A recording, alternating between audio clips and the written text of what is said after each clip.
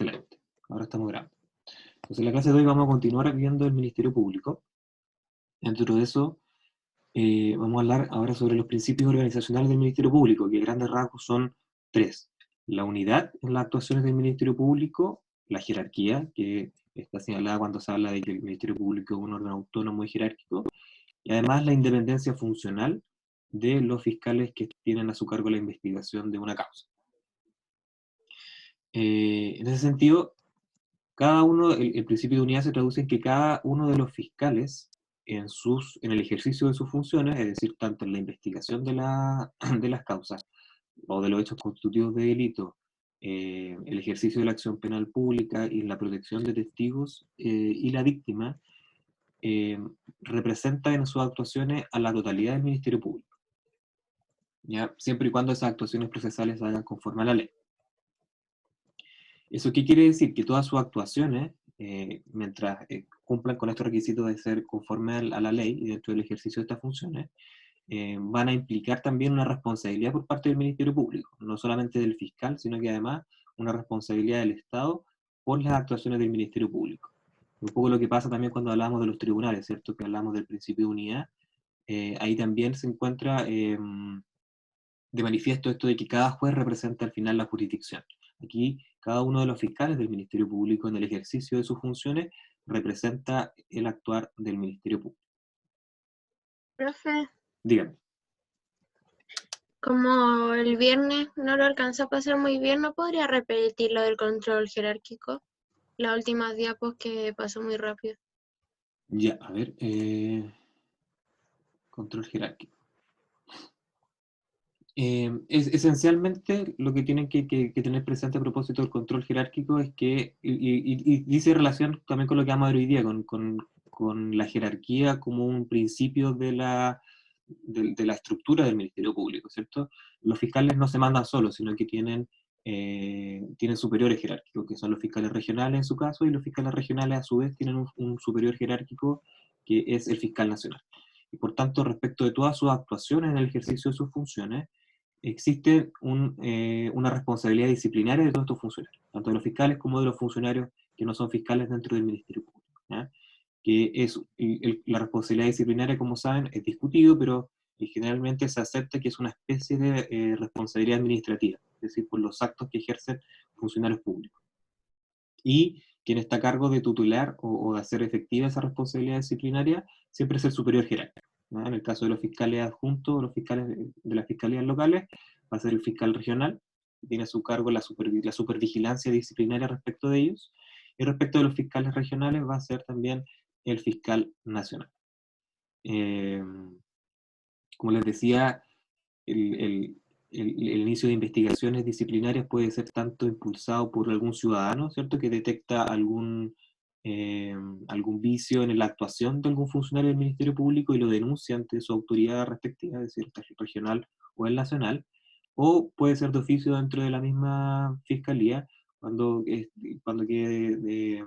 de manifiesto, ¿cierto?, alguna infracción disciplinaria. Les comentaba que las sanciones pueden ir tanto desde una amonestación verbal, o por escrito, hasta la remoción del cargo, ¿cierto?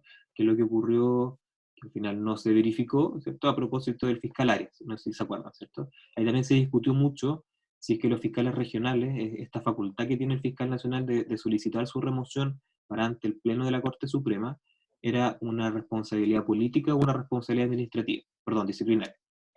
En definitiva, al parecer, porque este es si no me equivoco, el primer caso que se hace efectivo en contra de un fiscal regional, se señaló que era en definitiva una responsabilidad más bien disciplinaria, ¿cierto? No una responsabilidad política, sino más bien disciplinaria. Y quien afecta esta responsabilidad política es más bien el fiscal nacional. ¿Sí? ¿Alguna duda? Súper. Entonces, como les comentaba, el principio, este principio organizacional de la unidad se manifiesta esencialmente en que, conforme al artículo 2 de la Ley Orgánica del Ministerio Público, cada uno de los fiscales representa en sus actuaciones a la totalidad del Ministerio Público. La jerarquía, como les comentaba, también significa que, como un órgano jerárquico, cada uno de los fiscales locales y de los fiscales regionales deben una obediencia a sus superiores jerárquicos, que en este caso va desde el fiscal nacional hasta la planta, que son los fiscales locales y los funcionarios.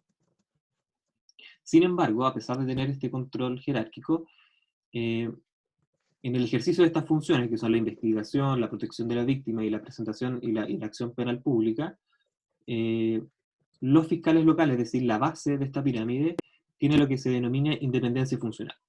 Es decir, que en los casos que tienen a su cargo, tienen un nivel de independencia, autonomía y responsabilidad propia. Es decir, el fiscal nacional no puede intervenir en las decisiones de investigación que adopten los fiscales adjuntos.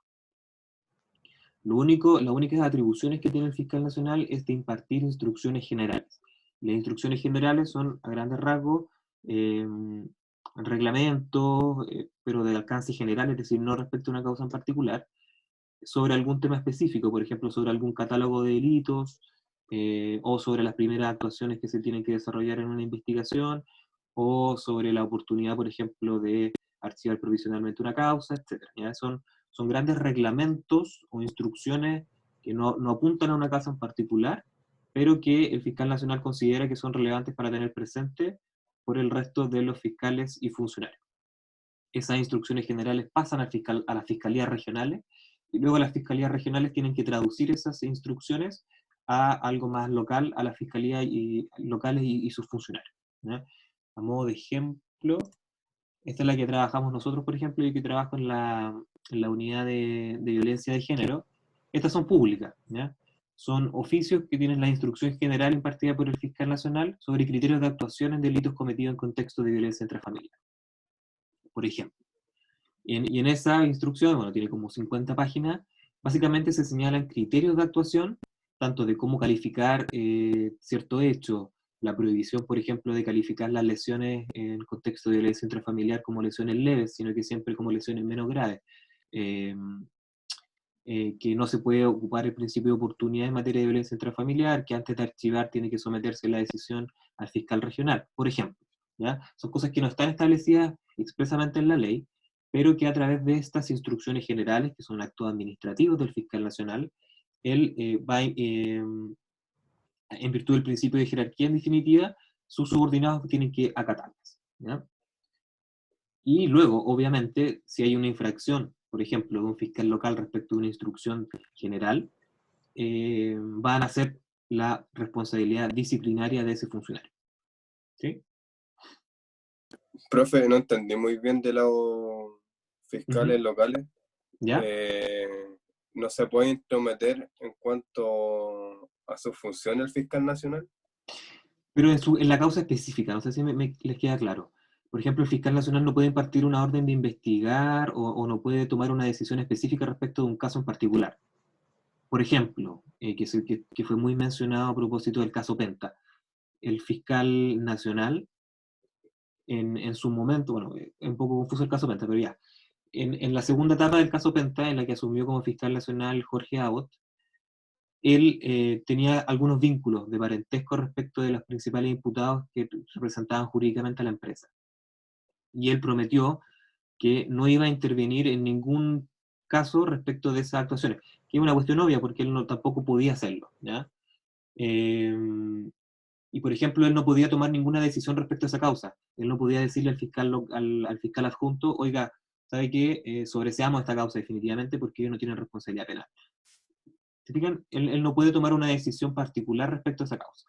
Pero lo que sí puede hacer es impartir estas instrucciones generales, ¿cierto? Que van a durar 5, 10 años, etcétera, depende de la calidad de la instrucción general. ¿Sí? ¿Se entiende? Sí, gracias. Súper. Que de hecho es bien curioso, porque es lo que pasa generalmente, hay muchas causas emblemáticas en las que la gente o la ciudadanía concurre al fiscal nacional como representante del Ministerio Público a exigirle que haga algo por una determinada causa. ¿Ya? Pero el fiscal nacional, por la orgánica de la institución, derechamente no puede hacer mucho dentro de esa investigación, más que coordinar internamente para que el fiscal local tenga las herramientas para poder hacer bien su trabajo, pero no puede impartirle una instrucción directamente a él. Cosa distinta es lo que ocurre respecto de el fiscal regional. El fiscal regional sí tiene atribuciones para poder impartir órdenes en la causa específica a los fiscales locales, ¿ya? Siempre y cuando esas instrucciones no sean ilegales, eh, no sean derechamente o manifiestamente arbitrarias y no atenten o no impliquen una vulneración a la ética profesional, ¿ya? En cuyo caso siempre se va a mantener incólume esta independencia funcional de los fiscales locales para poder objetar estas decisiones del fiscal regional. Y aquí, bueno, traigo a colación de nuevo el caso Penta, ¿no?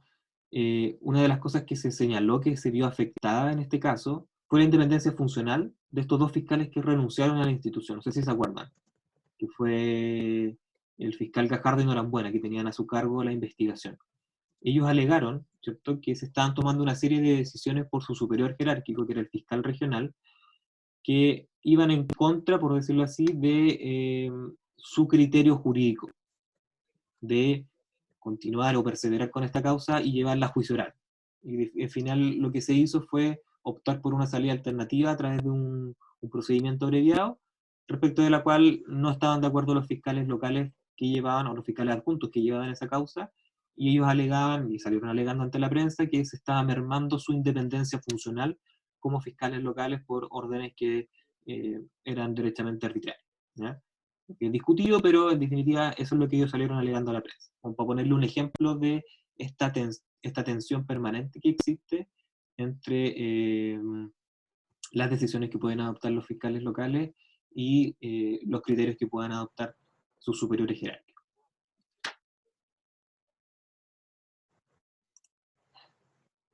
Ahí está el ejemplo que les señalaba de la forma en que el fiscal nacional ejerce esta jerarquía, ¿cierto?, a través de las instrucciones generales. Vamos a avanzar rápido. Cuando queden 15 minutos, porque yo, como pongo pantalla completa del PowerPoint, pierdo la hora. Así que si alguien me puede avisar 15 minutos antes del término de la clase. Yo te aviso, Seba, tranqui. Gracias. Avísame hablando nomás porque el chat se me pierde también, ¿ya? Ya. Vale, gracias. Profe, creo que le faltó hablar sobre la independencia, ¿o no? No, pues es lo que te comentaba recién, ¿cierto? La independencia funcional es, en definitiva, que los fiscales tienen, dentro de lo posible, una independencia para ejercer estas funciones, estas tres funciones, tanto dirección de la investigación, ejercicio de la acción penal pública y protección a víctimas y testigos. Es decir, en la mayoría de los casos no va a intervenir su superior jerárquico. Ellos van a tener más o menos cierta libertad dentro del esquema de la instrucción general que se le imparte por parte del fiscal nacional para poder investigar esa causa conforme al principio de legalidad, objetividad, etcétera, pero autónomamente, ¿ya? Y esta independencia funcional, ¿cierto?, se ve mermada por esta posibilidad de que los fiscales regionales puedan intervenir directamente y por estas instrucciones generales, ¿no es cierto?, que también guían u orientan la actuación que no es tan independiente por parte de los fiscales locales, ¿ya? Pero fuera de eso, de esos rangos, ellos tienen plena independencia para poder ejercer estas funciones de la forma que sea más eficiente posible, ¿ya? Y la independencia funcional, a mi juicio, también responde mucho a este principio de eficiencia de la actuación del Ministerio Público, ¿ya? Si el fiscal va a tener que someter todas sus decisiones a un control del superior jerárquico, al final la investigación no va a ser eficiente, ¿ya? Por eso, voy a avanzar quizá un poco más rápido para poder alcanzar a hacer la actividad que quiero hacer al final. Así que, pero pues, si tienen alguna duda de lo que va pasando, por favor, háganla presente. Y como les comentaba en la clase pasada, el Ministerio Público tiene por orden constitucional o por rango constitucional tres funciones, ¿cierto? La dirección de la investigación, ejercicio de la acción penal pública y la protección de víctimas y testigos. Ya vamos a ver un poquito más en qué se traducen esas funciones. En primer lugar, y estas tres funciones están desarrolladas en el artículo 1 de la Ley Orgánica Constitucional del Ministerio Público, ¿cierto? La primera es que ellos deben dirigir de forma exclusiva la investigación de los hechos constitutivos de delito, ya sea que los que determinen la participación punible del imputado como aquellos que acrediten la inocencia de éste, ¿ya? Y también está de manifiesto el principio de objetividad, que vamos a ver un poquito más adelante, pero ya está de manifiesto en la redacción de esta función. En ese sentido, ¿qué significa que tenga la exclusividad? Bueno, Esencialmente, y lo hemos repetido hasta el cansancio, ¿cierto? Se quiere dejar de manifiesto que hoy día la investigación está a cargo del Ministerio Público y no de los tribunales de justicia, como ocurría con el sistema inquisitivo, ¿cierto? Hoy día el ejercicio exclusivo de la investigación en el sistema procesal penal está a cargo del Ministerio Público. Y además, también quiero dejar patente que, como ya vimos en la clase pasada, los policías son meros auxiliares del Ministerio Público en el ejercicio de la investigación penal. Y luego también el artículo habla de que es para investigar hechos que sean constitutivos de delito, y ahí se hace la pregunta de ¿a qué entendemos por delito? ¿Solamente un delito y no una falta de las que están establecidas en el Código Penal? Y por hechos constitutivos de delito también vamos a entender solamente aquellos que están configurados en el Código Penal, no en aquellos ordenamientos especiales que establecen ciertas sanciones, entre comillas, administrativas, pero que también se mezclan con sanciones de orden penal, por ejemplo, en materia tributaria o en materia del mercado financiero. Y ahí hay discusión, obviamente, pero en general se entiende que al hablar el artículo primero de la Ley Orgánica Constitucional y la Constitución propiamente tal, de hechos constitutivos de delito, en general nos referimos a un sentido amplio, ¿cierto? Por delito entender todo aquello que tenga una naturaleza penal, incluidas las faltas, que hoy día se sancionan la mayoría simplemente con una multa, pero aún así se entienden que son del orden penal. Y finalmente el artículo primero habla, ¿cierto?, de la determinación de la participación e inocencia, y ahí se traduce, como les comentaba, el principio de objetividad, al que responde el Ministerio Público en toda su actuación, ¿cierto? Y no solamente debe investigar aquellos hechos que acrediten la participación del imputado, sino que también todos aquellos que permiten acreditar o su exención de responsabilidad o algún atenuante de responsabilidad respecto de esto. El ejercicio de la acción penal pública, que parece obvio, ¿cierto? Parece obvio hoy día que el ejercicio de la acción penal pública depende de un órgano del Estado, pero la verdad es que no siempre ha sido así. De hecho, en las bases del sistema acusatorio, que es más o menos en el que estamos hoy día, históricamente la acusación no dependía del órgano estatal. El órgano estatal era más bien pasivo, sino que la acusación dependía de los particulares, ¿cierto?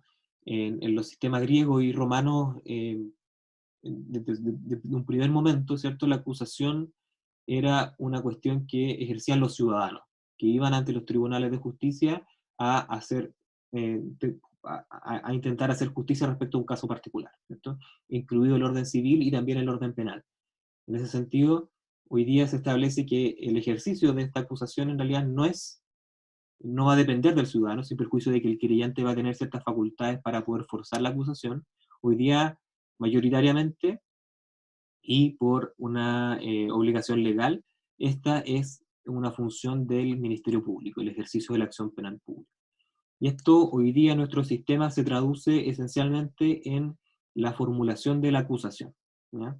Que lo vamos a ver más adelante en el curso, pero es básicamente esta actuación procesal que hace el fiscal, una vez que ya ha reunido los antecedentes de la investigación, en el que decide que ya tiene suficientes antecedentes para poder llevar a juicio oral la causa. Y por tanto, en la decisión que tiene entre sobreseer definitivamente, comunicar su decisión de no perseverar en la causa, decide por esta tercera vía, que es la acusación. Entonces, cuando hablamos de esta segunda función, que es ejercer la acción penal pública en la forma prevista en la ley, en la práctica es formular acusación, ¿ya? No es más que eso. En el texto de la profesora Horvitz se habla de que se puede entender también en un sentido amplio, ¿cierto? Que es esta facultad que tiene el Ministerio Público de llevar adelante el proceso penal. Pero en realidad, lo que quiso decir el legislador con el ejercicio de la acción penal pública es más bien restringido, y no es tanto llevar adelante el ejercicio de la función, de la pretensión punitiva del Estado, sino que es más bien una cuestión formal, y es la formulación de la acusación.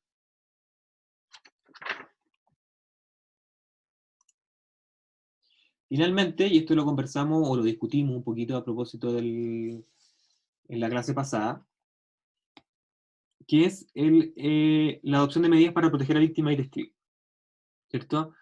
Y ahí, bueno, el Ministerio Público tiene que adoptar las medidas de protección respecto de tanto víctimas como testigos, principalmente víctimas. En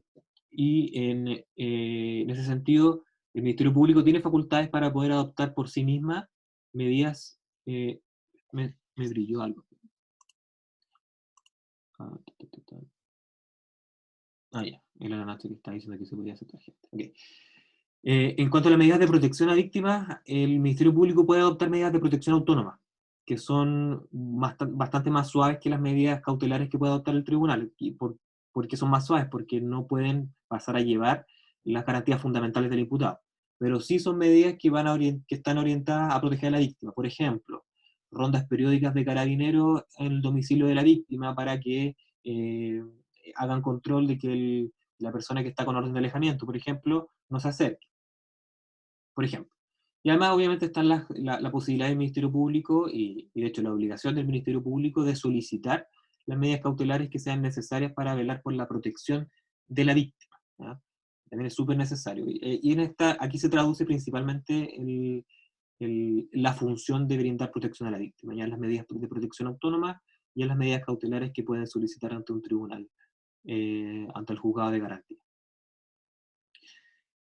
También se traduce en entregar información a la víctima sobre sus derechos en el proceso penal y además de facilitarle a la víctima su intervención en el proceso penal. Es decir, al momento de hacerle ver sus derechos también hay que incentivarla para que haga ejercicio de estos derechos ante la justicia, ¿cierto?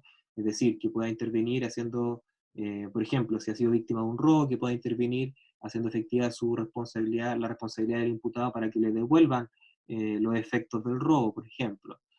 O si es querellante, o sea, si es víctima, que hacerle saber que puede actuar como querellante dentro del proceso penal para iniciar una acción civil o para forzar la acusación, etc. ¿eh? Un poco empoderar a la víctima respecto de sus derechos que tiene en el proceso penal. ¿Y con qué fin, cierto? ¿Qué es lo que orienta este principio del Ministerio Público? Un poco evitar la revictimización secundaria de la víctima también, ¿cierto? Al empoderar, al entregarle información oportuna respecto de cómo se está llevando a cabo su proceso penal, a no dejarla abandonada, al escucharla, ¿cierto? Lo que se busca es no revictimizarla secundariamente, ¿cierto? La víctima ya fue víctima de un delito, que puede haberla afectado en lo más profundo de su persona. Y lo que se busca a través de este sistema procesal penal que reconoce a la víctima como sujeto procesal es evitar su revictimización, evitar dejarla botada, ¿cierto? Y brindarle todas las herramientas para que ésta pueda sentirse satisfecha con, con la decisión que se adopte al final del proceso. Que no es tarea fácil, por cierto. Ahora vamos a ver los principios orientadores de la actividad del Ministerio Público, que lo hemos mencionado ya a propósito de otras cuestiones, pero para que lo tengan claro son estos 5, que en realidad son más, pero algunos se agrupan, ¿cierto? En primer lugar, el principio de oficialidad y legalidad en la actuación del Ministerio Público, el principio de objetividad, el principio de eficiencia, el principio de transparencia y probidad y el principio de responsabilidad, ¿cierto? Que también lo hablamos un poco a propósito del control que tiene que haber respecto de las funciones del Ministerio Público.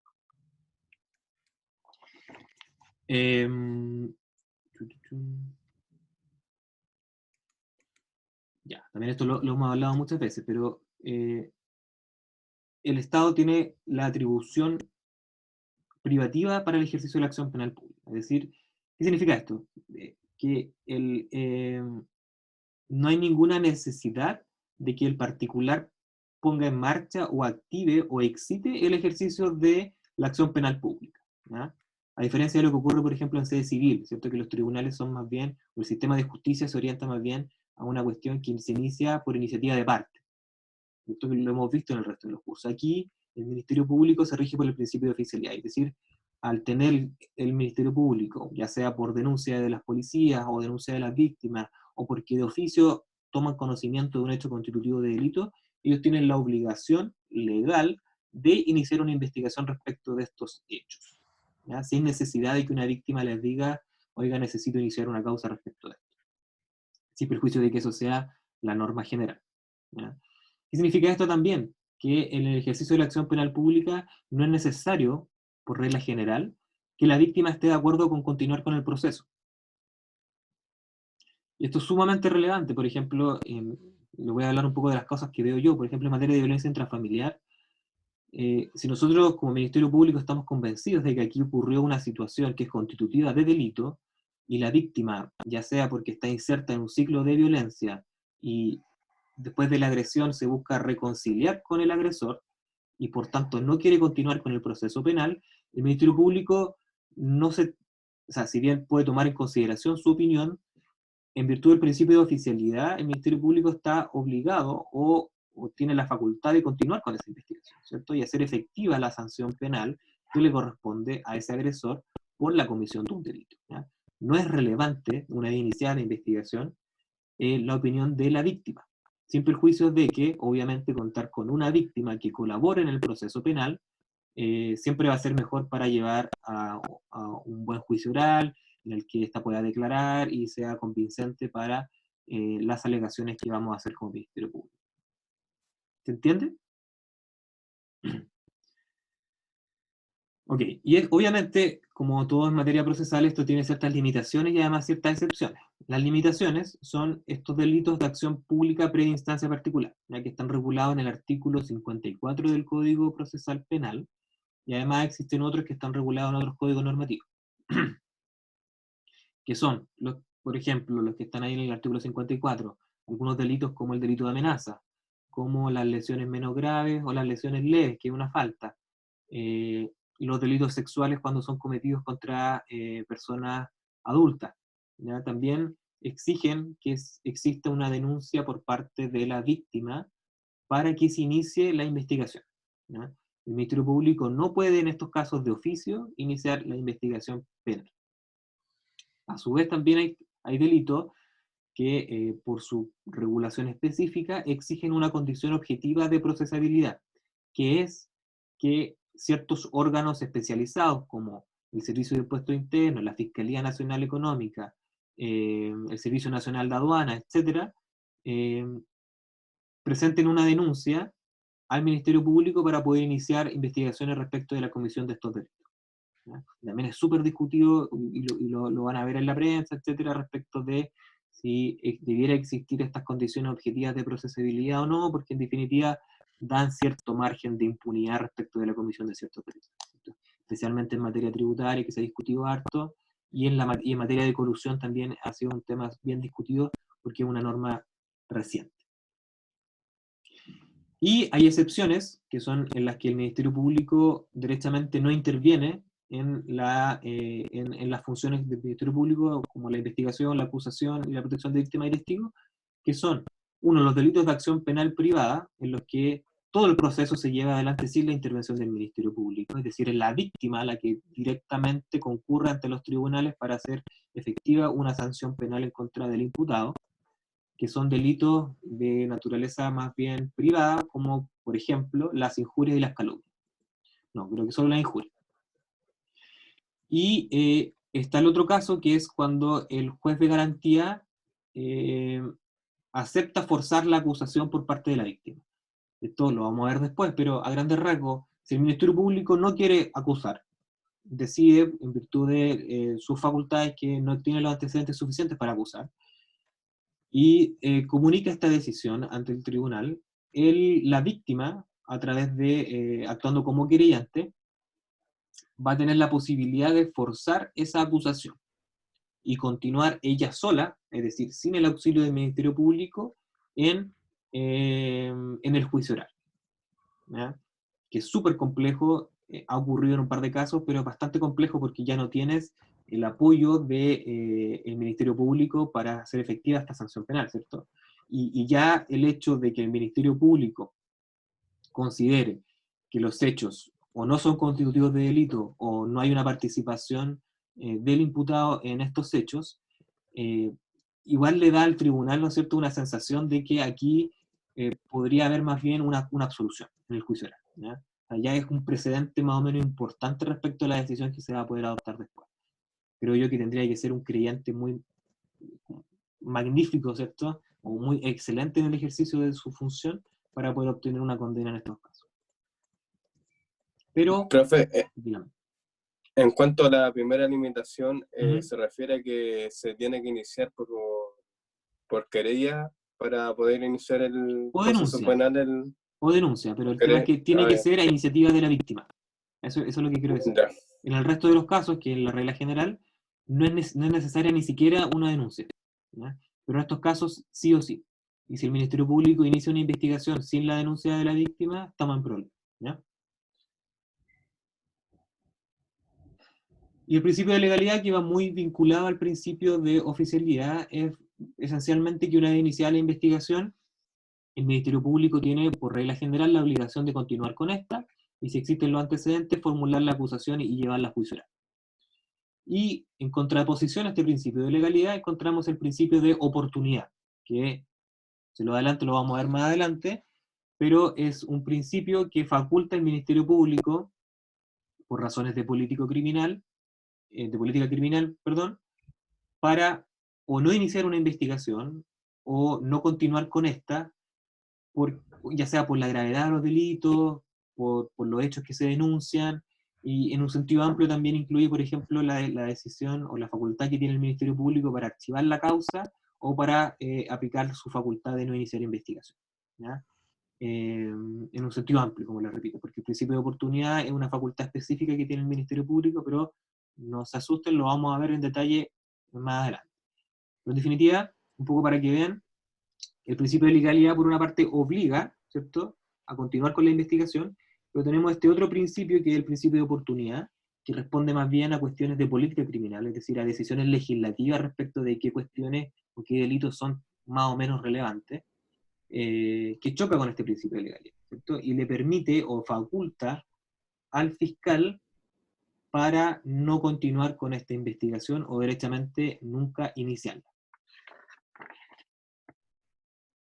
Obviamente este principio de oportunidad tiene ciertas limitaciones y está sujeto, en la mayoría de los casos, al control del juez de garantía, ¿no? O sea, tampoco es una decisión arbitraria que tenga el fiscal. Siempre hay un control por parte del juez y la víctima siempre va a poder tener algo que decir respecto a esa decisión del Ministerio Público. ¿Cómo estamos de hora? Vamos a avanzar rápido entonces. El principio de objetividad ya se lo hemos adelantado muchas veces, pero ¿qué implica? Que los fiscales deben, en ejercicio sus funciones, adecuarse a un criterio objetivo, ¿cierto? Velar no únicamente por la correcta aplicación de la ley. Eso es, en principio, lo que busca, ¿cierto? Que el fiscal no es una parte en el proceso, no está configurado como una parte en el proceso, que tiene un interés propio de castigar a las personas a toda costa, ¿cierto? Sino que también debe actuar como un garante de que se aplique la ley, y que la ley se aplique de manera objetiva, ¿cierto? Que si una persona es inocente, se vele por su inocencia. Si una persona, nosotros tenemos la convicción de que no cometió un delito, no continuar procesándola como un imputado, ¿cierto? Y sobreseerla. En definitiva, la función del Ministerio Público no es simplemente meter gente en la cárcel, sino que es hacer aplicar la ley penal. En ese sentido, la Fiscalía no es una máquina moledora de carne, sino que es un órgano público encargado de velar por la correcta aplicación de la ley penal, ¿ya? Y por eso, el Ministerio Público debe velar porque se investigue con igual celo no solamente los hechos y circunstancias que funden o agraven la responsabilidad penal, sino que también aquellos que lo eximan, extingan o atenúen esta responsabilidad, ¿ya? Esto no significa, obviamente, hacerle el trabajo a la defensa, sino que significa que si hay antecedentes que hagan presumir al fiscal de que está en presencia de una persona que no ha cometido un delito, o si la defensa alega una atenuante de responsabilidad que es razonable aceptar en juicio, el fiscal debe optar, ¿cierto?, por aceptar esta atenuante y no discutirla en juicio. Es básicamente eso. También tiene que ver con una cuestión de eficiencia y con ser objetivo también en la toma de decisiones, porque si no estamos hablando ya de una decisión arbitraria. Por otro lado, la eficiencia tiene que ver más bien con cuestiones administrativas y del uso de los recursos y bienes públicos, ¿cierto? También y que está muy de moda hoy día hablar de eficiencia en la administración del Estado, pero tiene que ver mucho con que en el uso de los recursos que se utilicen existan también metas de gestión por parte de los funcionarios de la Fiscalía, que exista unidad y coordinación por parte de los funcionarios y de los fiscales para evitar duplicidad de trabajo e interferencia entre las fiscalías locales, etc. ¿Ya?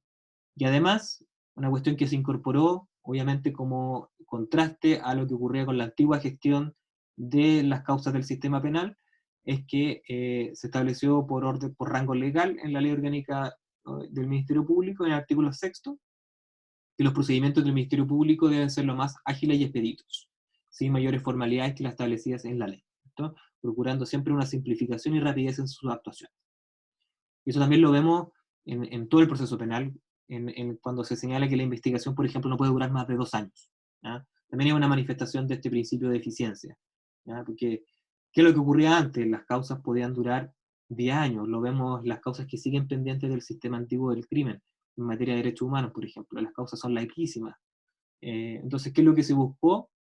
Hoy día, que el Ministerio Público, que tiene a su cargo esta primera etapa, que es la más lenta, por decirlo así, que es la investigación penal, procure ser lo más ágil y expedito. Que todas las comunicaciones que tengan ojalá sean lo menos formales posible, de manera de hacer efectiva la investigación penal. Y finalmente, transparencia y probidad, que es que, bueno, obviamente los fiscales o sea, el Ministerio Público y en general todos los funcionarios de la administración del Estado, pero también el Ministerio Público como funcionario público, debe velar por una probidad administrativa, ¿cierto? Ser lo más probo en el ejercicio de esta función. Y además, se establece que debe ser con transparencia, es decir, que el contenido y los fundamentos de las decisiones que se adopten por parte del Ministerio Público deben ser lo más transparente posible, ¿cierto? De manera de que exista efectivamente un control por parte de la ciudadanía respecto de lo que está realizando el Ministerio Público. Esto lo hablábamos, ¿cierto?, en la clase pasada, como hay ciertas mermas de legitimidad respecto de cómo se elige la autoridad del Ministerio Público, tiene que existir mecanismos de control por parte de la ciudadanía respecto de la actividad de este. Y una de esas es esencialmente la transparencia de sus actuaciones. Y hay que tener ojo, ¿cierto? Porque si bien son públicos los actos administrativos del Ministerio Público y los documentos que los funden, hay grandes excepciones, ¿cierto? Y una de las principales excepciones tiene que ver con la investigación penal, ¿cierto? El artículo 182 del Código Procesal Penal habla de que las actuaciones de investigación del proceso penal son secretas, ¿ya? Todas las actuaciones de investigación realizadas por el Ministerio Público y la Policía van a ser secretas para terceros ajenos al procedimiento. Es decir, los intervinientes van a poder tener conocimiento de esas actuaciones, sí, con la excepción de ciertas actuaciones que pueden ser decretadas secretas por cierto tiempo, pero de nuevo lo vamos a ver más adelante, pero en general las actuaciones de la investigación, obviamente porque se refieren a cuestiones que afectan a terceros o derechamente le imputan responsabilidad a un imputado, son secretas para terceros. Solamente pueden tener conocimiento de ellas los intervinientes. E incluso se establecen algunas sanciones para efectos de controlar la publicidad que se le da a esas actuaciones. Esa es una primera gran limitación. Y las excepciones que establece la ley, en su ley orgánica constitucional, son las siguientes, en general, respecto de los otros actos administrativos que trabaja el Ministerio Público, que no tienen que ver tanto con la investigación, sino que con sus otras funciones, ¿cierto? Uno es que su reserva o secreto haya sido establecida en ley o reglamento, ¿cierto? Que aquí está la hipótesis del artículo 182. En segundo lugar, que la publicidad impida o entorpezca el cumplimiento de las funciones del Ministerio Público. Es obviamente un criterio bastante amplio, ¿cierto? Porque eso a criterio de quién queda, a criterio del Ministerio Público, que el que va a decir o va a señalar que no puede entregar esa información porque va a obstruir el cumplimiento de sus funciones. Y es súper discutible la argumentación que se pueda dar en torno a eso sin entregar mucha más información. Cuando existe oposición de terceros respecto de la entrega de esta información, ¿cierto? Que obviamente uno tiene que consultar en general respecto de si esta información, porque puede ser sensible, hay un tercero que se quiera oponer a la entrega de esta. También cuando la información o la divulgación de esta afecte sensiblemente los derechos de algún tercero, sin que exista oposición, ¿cierto? Según una calificación fundada del fiscal regional o el fiscal nacional, y cuando la publicidad de la información afecte la seguridad de la nación o el interés nacional.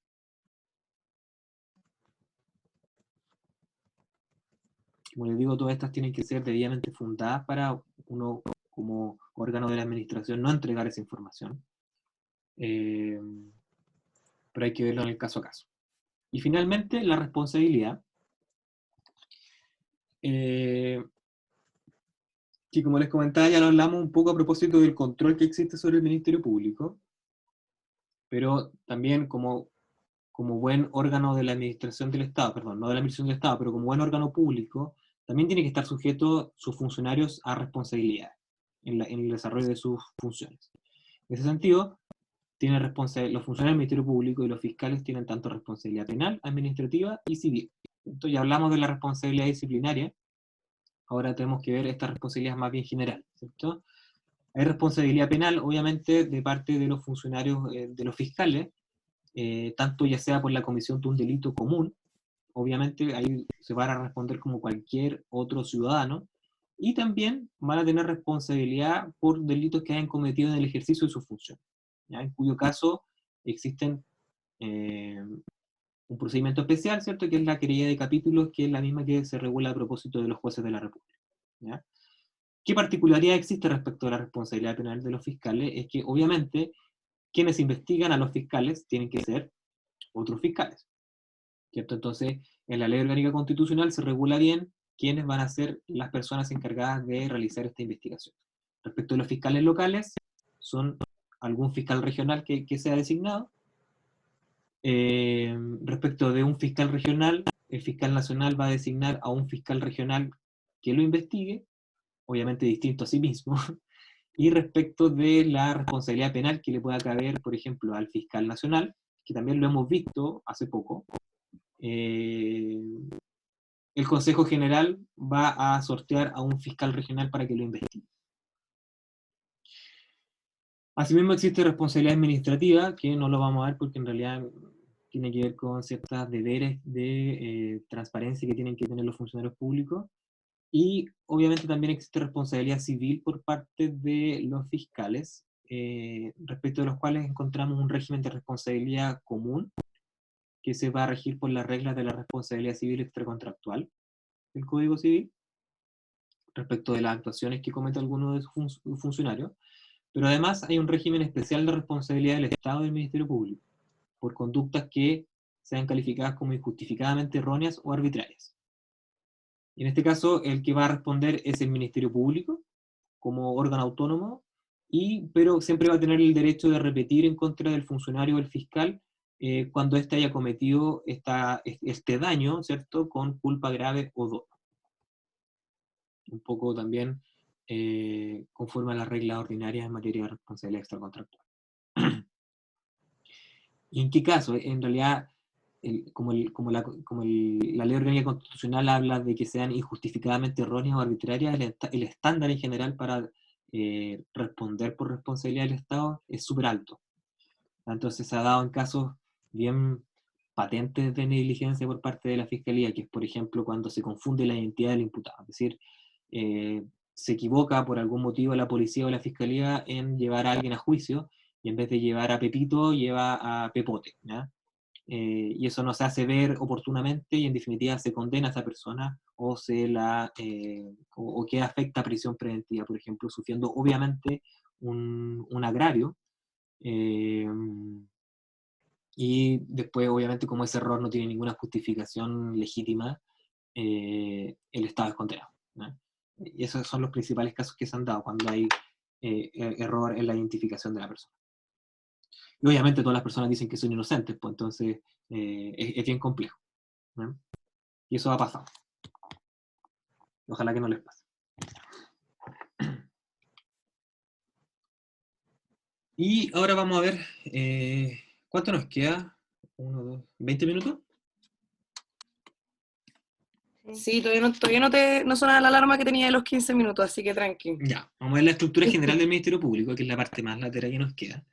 Este es un organigrama general, ¿cierto? Tenemos al fiscal nacional en la cúspide, tenemos a un consejo general, que está integrado por el fiscal nacional y todos los fiscales regionales, un gabinete que se encarga de la administración de algunas divisiones administrativas y unidades administrativas o de apoyo del Ministerio Público.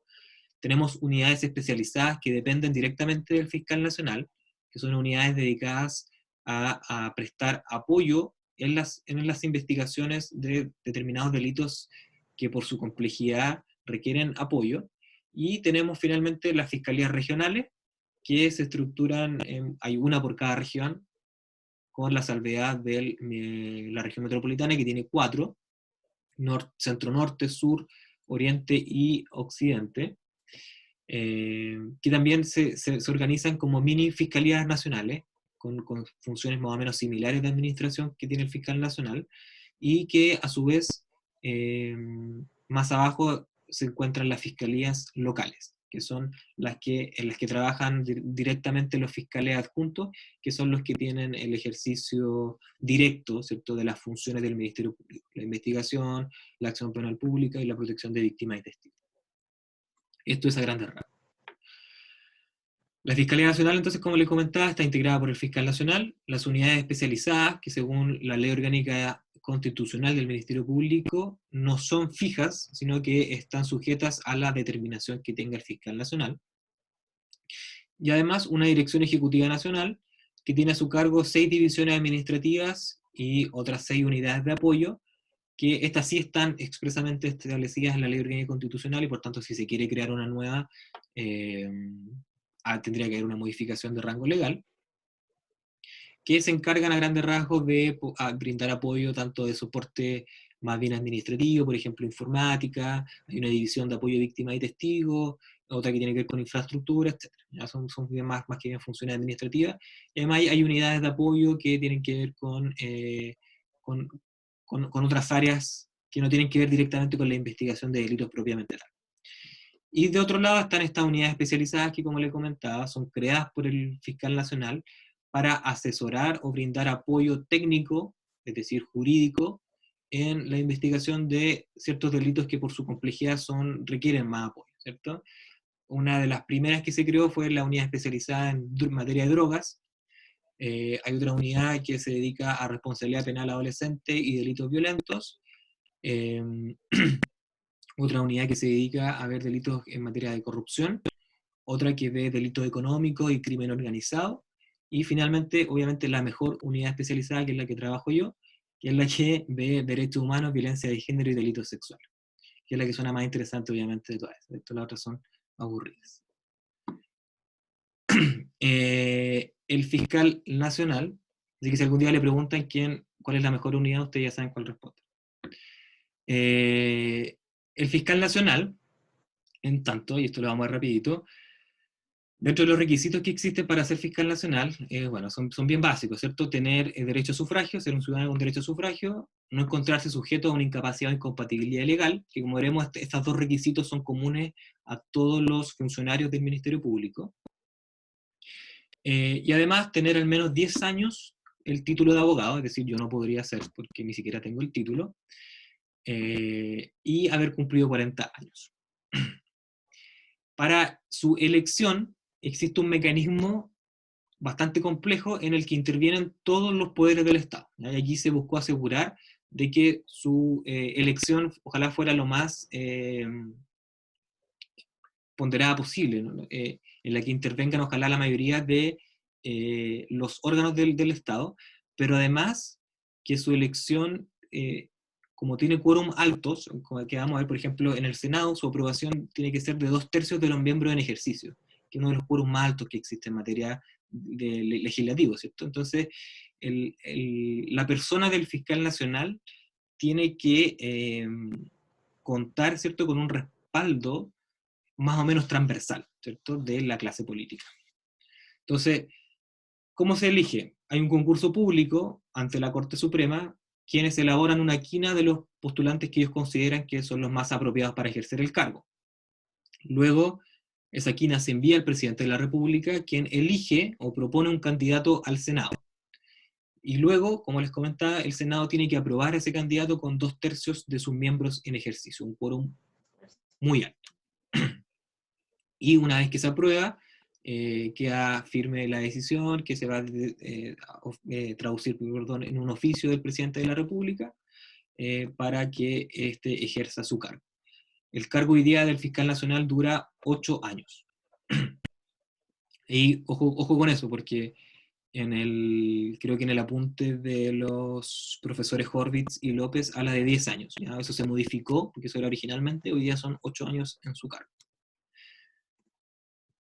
¿Qué atribuciones tiene? Y esto lo vamos a ver rapidito. Bueno, Pero ahora sí te quedan 15 minutos. súper, ya. Bueno, fijar las actuaciones del Ministerio Público, ya lo vimos, ¿cierto? Las instrucciones generales. Cuestiones más bien administrativas que materia de recursos humanos, ¿cierto?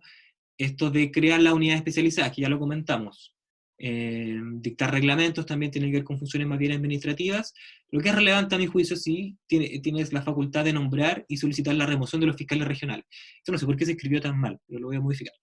Y además también tienes dentro de las facultades directivas, también puede resolver las dificultades que se susciten entre los fiscales regionales a propósito de las funciones del Ministerio Público, ¿ya? Es decir, él va a resolver todas las diferencias que existan a nivel más bien tanto administrativo, pero también a nivel de interpretación jurídica, por ejemplo, respecto de que exista entre fiscales regionales. Y estas son facultades excepcionales. Una que está regulada en el artículo 18, que es la posibilidad que tiene el fiscal nacional de asumir él, personalmente, la dirección de una investigación.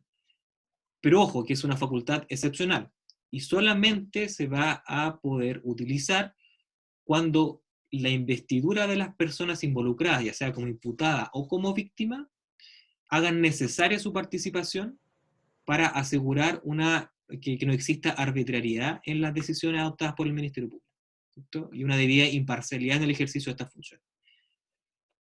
En la única oportunidad en la que se ha utilizado esto fue durante el ejercicio del anterior fiscal nacional, Sadas Chaguán, respecto de los casos SQM y Penta, ¿ya? Principalmente porque habían involucrados políticos como imputados, ¿ya? Por eso se consideró necesario asumir de oficio esta dirección de la investigación. Y en un segundo lugar, también existe la facultad del fiscal nacional para decidir de oficio, ¿cierto?, que un fiscal regional asuma una investigación, pero esta vez no porque las personas estén constituidas en alguna dignidad, sino que por la gravedad o complejidad de estas investigaciones. En este caso, el fiscal decide que el fiscal regional, por ejemplo, de la Fiscalía de Valparaíso, está a cargo de la investigación de una causa. Y esto está regulado en la propia Ley Orgánica Constitucional, se señala como uno de los ejemplos de causas que por su gravedad o complejidad requieren ese trabajo, las que tienen que ver con crímenes de lesa humanidad. Entonces, por ejemplo, en la investigación que se abrió en contra del presidente de la República por crímenes de lesa humanidad cometidos el 18 de octubre en adelante, la fiscal que tiene a cargo esa investigación es la fiscal regional de Valparaíso, por instrucción del fiscal nacional, en virtud de esta facultad excepcional del artículo 19 de la Ley Orgánica Constitucional. Fiscalías regionales, como le hablaba, un poco tienen que ver con esta descentralización de las funciones de la Fiscalía Nacional, un poco tienen estas mismas funciones que el fiscal nacional, pero a nivel local, en sus respectivas regiones, tienen bastante autonomía funcional de la Fiscalía Nacional. Ya les comentaba también que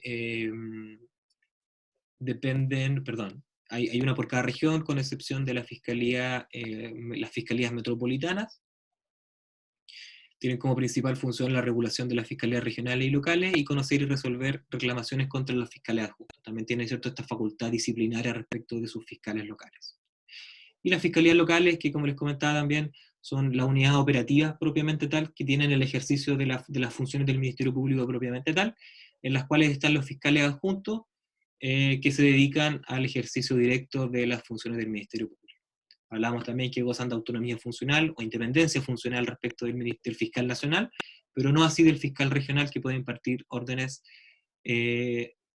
sobre sus causas en específico.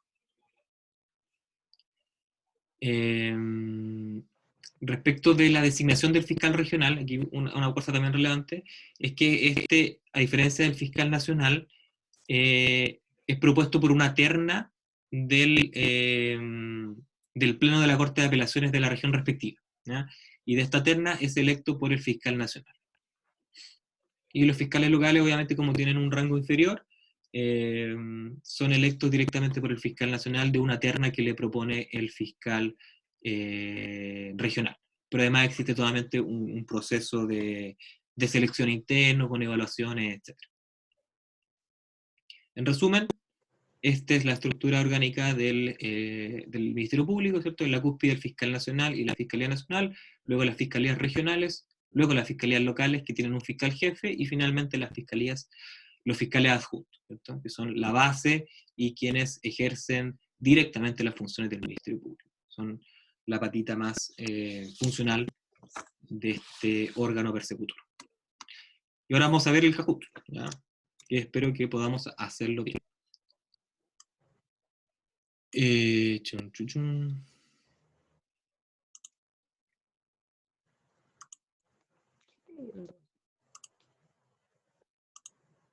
Ya. Necesito que, aparte de esta página que ustedes están viendo acá, tengan a mano su celular o algo por el estilo. Y en ese celular ingresen el código que les aparece en pantalla. ¿Lo ven en pantalla? Súper. Este les va a dar la oportunidad de seleccionar su nombre de usuario, que puede ser cualquiera, pero por favor traten de usar un nombre que no sea ofensivo. Por ejemplo, Pilar, ahí viene un nombre decente. Gracias, Pilar. El otro día me tocó una clase en que alguien se puso Bad Bunny. No hagan eso.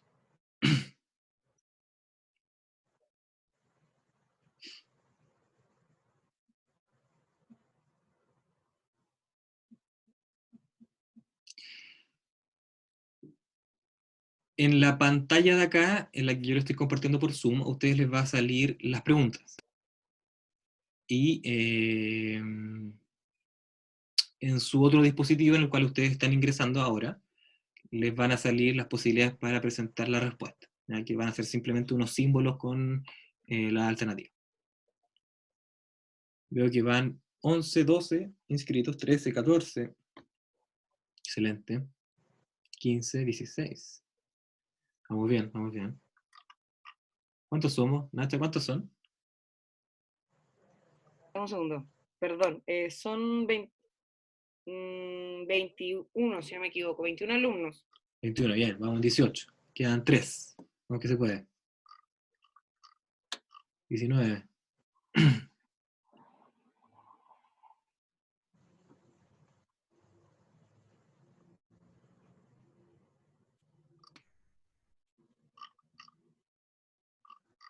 ¿Quién falta? ¿Hay alguien que no está pudiendo?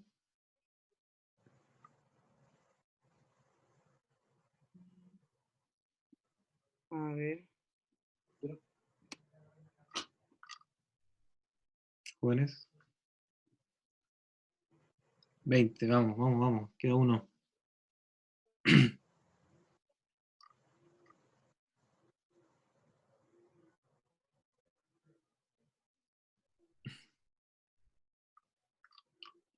¿Hay alguien que falte? Que diga yo, o partimos en 5 segundos. 5, 4, 3. Ya.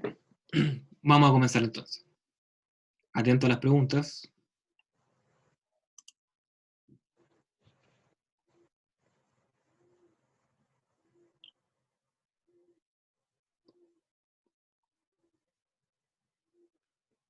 Revisión preventiva del imputado. La pregunta es: ¿qué tribunales están encargados de resolver sobre la prisión preventiva del imputado?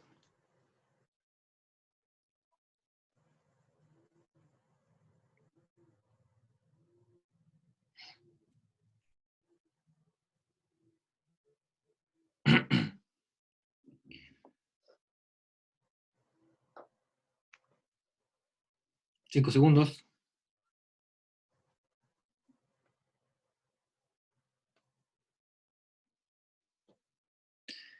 Ya. La mayoría de ustedes puso solo juzgado de garantía. La respuesta es ambos, ¿cierto? Tanto el juzgado de garantía como el tribunal de juicio oral en lo penal,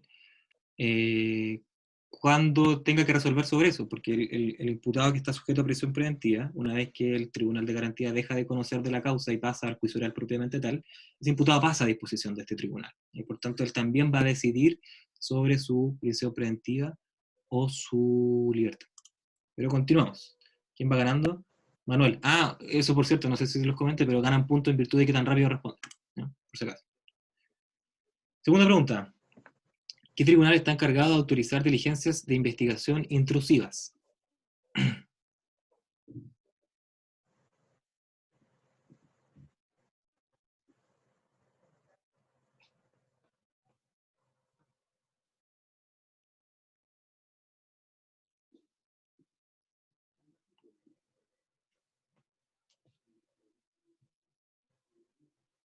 Cinco segundos. Excelente. Bien. Súper. No creo que merezca mayor explicación. Manuel sigue en la punta, ¿no? Ya, de verdadero y falso. Esencialmente, la investigación sigue estando a cargo de los tribunales.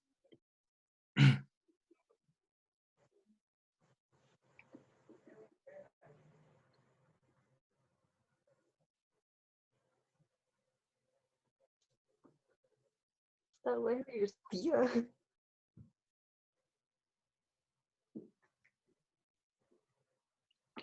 Muy bien, claro. Esto lo hemos repetido hasta el cansancio, ¿cierto? Hoy día los tribunales no tienen absolutamente ninguna dirección de la investigación, simplemente van a reaccionar a través de controles de que no se pasen a vulnerar las garantías del imputado, pero no dirigen en lo absoluto la investigación.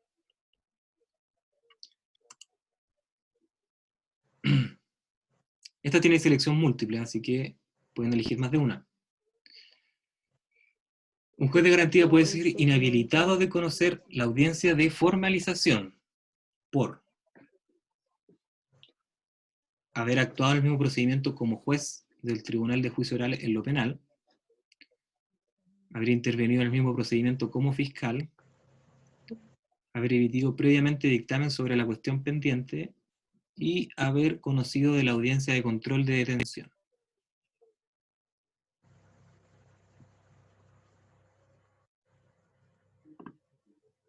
Ah, no sé.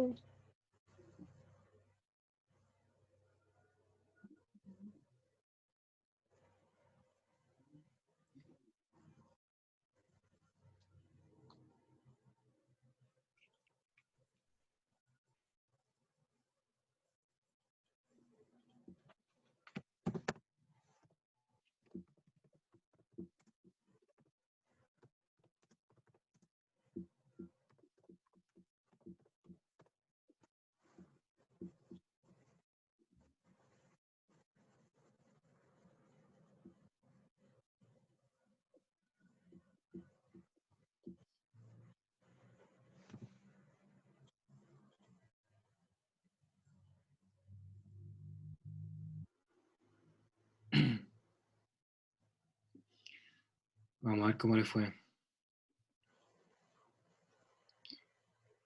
Bien.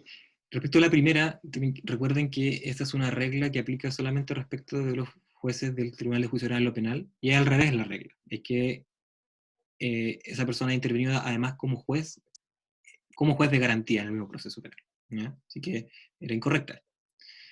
Y haber conocido la audiencia de control de detención también es incorrecta porque, al contrario, no hay nada que lo inhabilite para conocer la audiencia de formalización. De hecho, es lo más común que el juez que conoce la audiencia de control de detención, a continuación, conoce inmediatamente de la audiencia de formalización, ¿ya?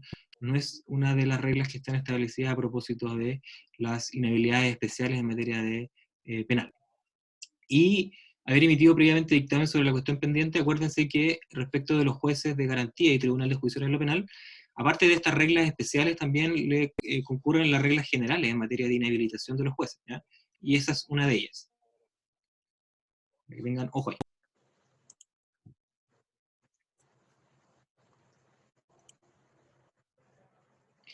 ¿Verdadero o falso?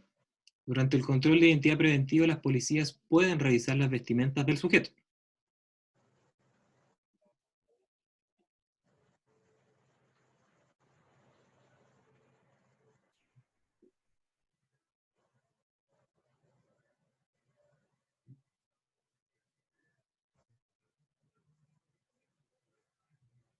Súper, ¿cierto? Falso, falso, falso. Solamente en el control de identidad investigativo, regulado en el Código Procesal Penal.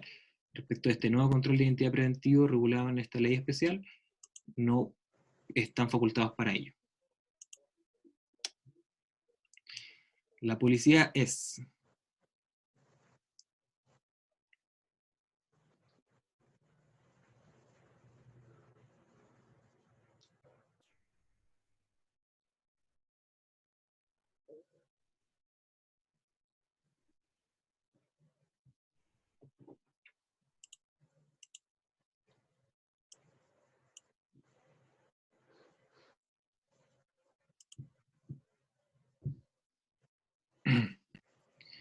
un sujeto procesal, pues esto lo vimos, ¿cierto? La policía es un sujeto procesal no interviniente, ¿cierto? Porque no tiene ningún derecho o facultad para intervenir en el proceso penal. Vamos a apurar un poco porque se le está acabando la hora, parece.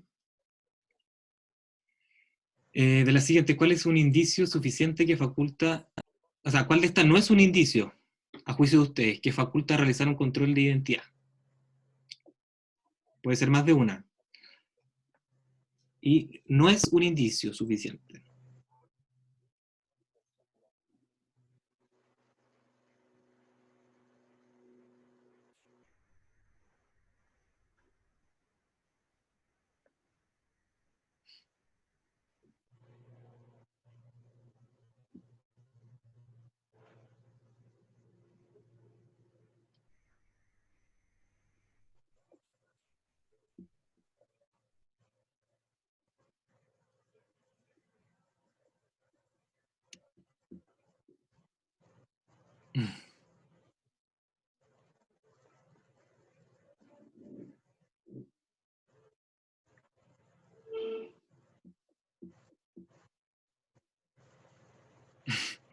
Bueno, qué bueno que todos eligieron la obvia, ¿cierto? Que el sujeto que está en zapatilla. Respecto a las dos primeras, claro, que el sujeto tenga olor a marihuana, se ha dicho por la jurisprudencia que efectivamente es un indicio suficiente. Que el sujeto actúe nervioso y esté desaseado por muy prejuicioso que nosotros pensemos que esto es, también se ha aceptado por la jurisprudencia. Y que el sujeto intente evitar contacto con la policía, la Corte ha dicho que es una actitud normal de cualquier ciudadano, ¿cierto? Que me parece prudente. Oh, María.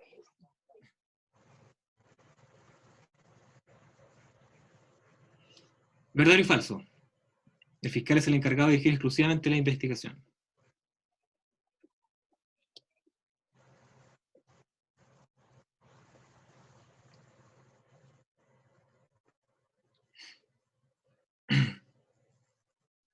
Muy bien, ¿cierto? Lo hemos dicho hasta el cansancio. Manuel está on fire.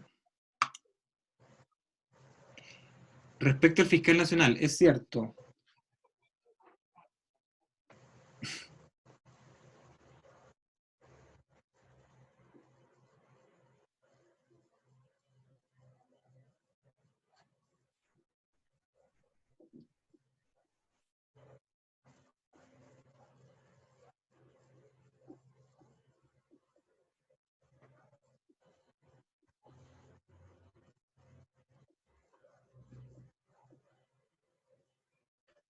Muy bien, ¿cierto? Bueno, lo dijimos hace nada, en todo caso. Intervienen todos los poderes del Estado.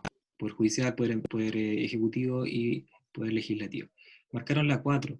Acuérdense, no dura 10 años en su cargo. En el libro aparece 10 años, pero son 8 años actualmente, ¿ya? Y para ir terminando, también se los mencioné, en la renuncia de estos dos fiscales, ¿qué alegaron?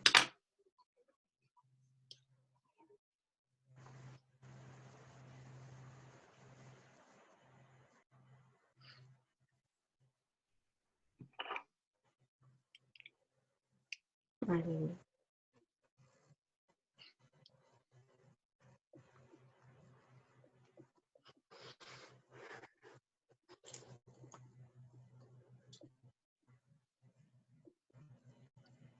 Exactamente. falta de independencia funcional. Y para ir cerrando, una encuesta. A su juicio completamente imparcial, ¿cuál es la mejor unidad especializada de la Fiscalía?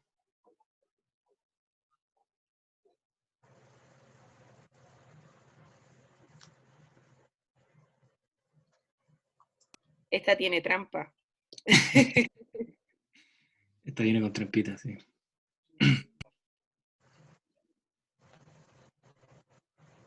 No puedo creer que hay gente que haya votado por otra, no puede ser, ¿eh? No puede ser. Todos reprobados ahora.